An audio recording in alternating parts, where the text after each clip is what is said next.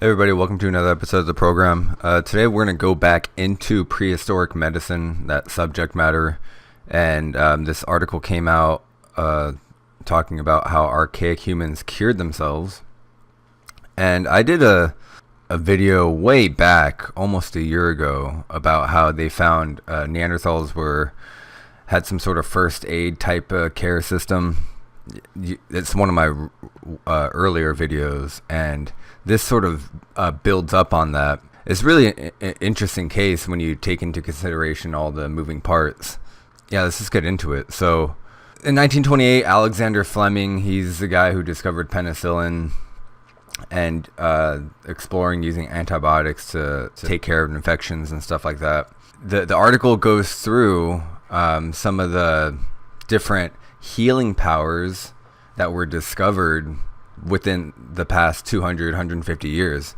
This is a really interesting, observation here. So in the late 1800s, French physician Ernest Duchesne, is that how you say it, observed Arab stable boys treating sores with mold growing on saddles. And then he took a sample of the fungus and it was penicillin. And then earlier than that, texts from ancient civilizations from Rome, Egypt, and China discussed this same thing. So the healing powers of moldy bread. So this idea of fungus being this healing agent is a very ancient idea already, that from what we hear. But it goes further than that.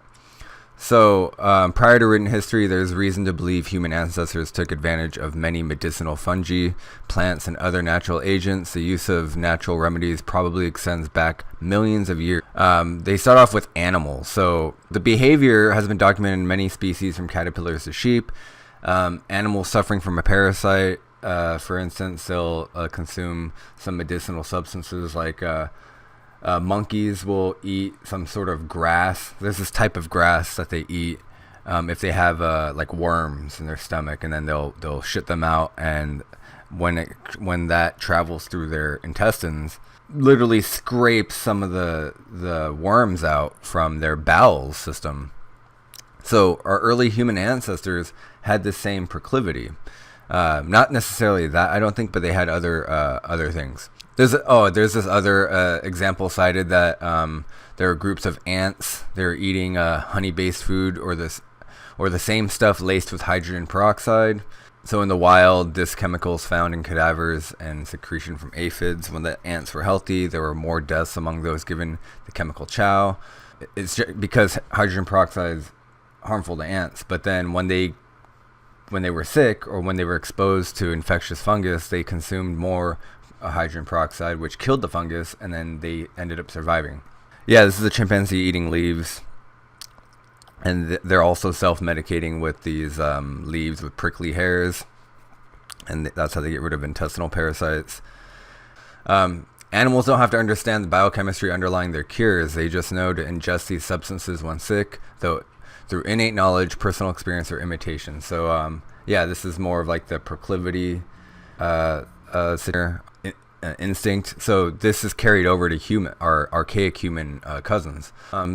So it's not much of a stretch. This is where the argument is. If animals are doing this, then it's not that much of a stretch to say that an intellectually superior being like a human would do that as well, and they would self-medicate and stuff like that, and they would be able to conceive of maladies and cures. The fact that non-human animals use natural medicines means it doesn't take sophisticated technology or advanced cognition to discover them.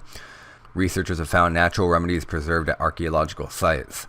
They don't know if they were deliberately administered for health, but their abundance in association with human fossils and artifacts suggests this was the case. So yeah, it's not. They're implying that it wasn't haphazardly. They weren't just eating food and they happen to be medicinally good for you. They're implying that there's so many cases where they're just lying around near the fossils that the humans must have known that they were good for something other than nutrition. That's the suggestion here. Archaeologist Karen Hardy analyzed plant species recovered from 7 archaeological sites in the Near East dating between about 8,000 and 790,000 years ago. So that's a huge span. According to this article, now I imagine a lot of people would dispute this, but During this span, the region was occupied by Homo sapiens, Neanderthals, and other earlier forms of ancestors. Of the 212 plant species identified, around 60% were medicinal and edible. They could have been used for food, medicine, or both.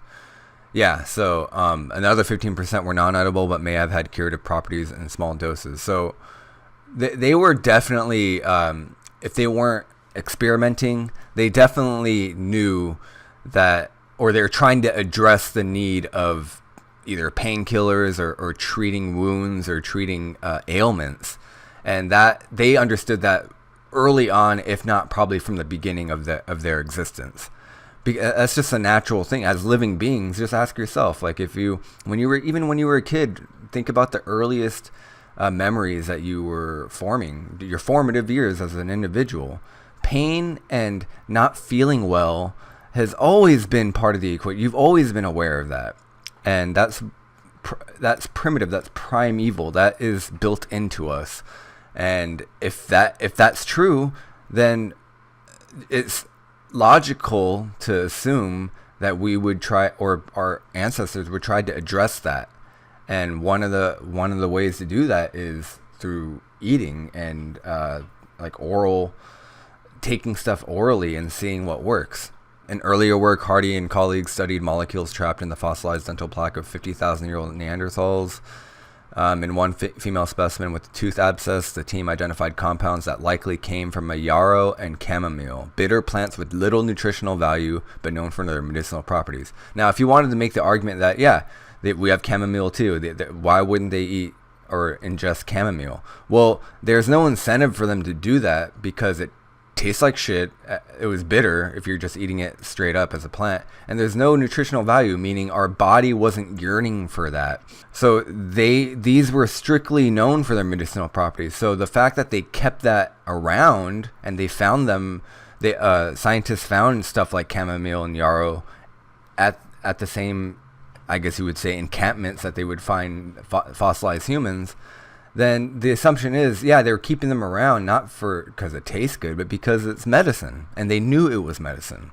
And the fact that they knew it was medicine is something that's unheard of if you're taking the traditional view that Neanderthals and all of our archaic human ancestors they have mush for brains. They're just not smart. They're not bright at all, which is definitely not the case now, because all of these correlations they can't be dismissed now. They're undeniable, in my opinion.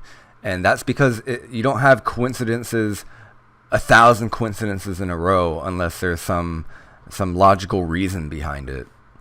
And that's basically the crux of this whole argument. If you don't believe, between a person who believes that these humans were capable of taking care of themselves and seeking out medicine, or the other side, which is they're dumb and they were just born and lived and ate and died. If they got sick, then they died, and that was it. They didn't try to figure anything out. They didn't try to save themselves. Even though they have a bunch of other built-in survival instincts, they don't want to admit that one of the survival instincts they had was conceiving of medicine and seeking it out and trying to tinker around with herbs and whatever it is in their environment to try to treat their ailments. And that, to me, is completely fine. And I can accept that as a survival instinct with no issues, because of all the laundry list of evidence that's been coming out in studies and papers and all that stuff. Geneticists probed the plaque of the same Neanderthal and found DNA from a poplar, a tree that contains salicylic acid, the natural painkiller, and aspirin, as well as a type of penicillium. It's possible a minuscule DNA fragments of these organisms wound up in their mouth by accident, but it's also conceivable that this individual, in pain and from an oral infection, which is very common, intentionally took pain-killing poplar, soothing chamomile, and antibiotic fungus. So why would they find all that in her if it was just some haphazard DNA fragments that somehow got into her mouth when she was sleeping? Maybe she was a mouth breather and she was snoring on the ground. I don't know. I think it's more likely that these three and possibly other medicinal remnants were in her system, probably because she had pain. That's probably the more logical choice. Well, anyway, let me know what you guys think about this, about the idea of archaic humans trying to cure themselves. and the idea that they're conceiving of pain that could be addressed within them, and not just live in confusion. Oh, my tooth hurts. I can't deal with this. I'm just gonna die. That's not what happened. They definitely, if they had pain, they would have lived with the pain for a long time, and they would have tried. They would 100% have tried to address it. So yeah, let me know what you guys think. Let's get some discussion in the comments, and I'll talk to you guys later.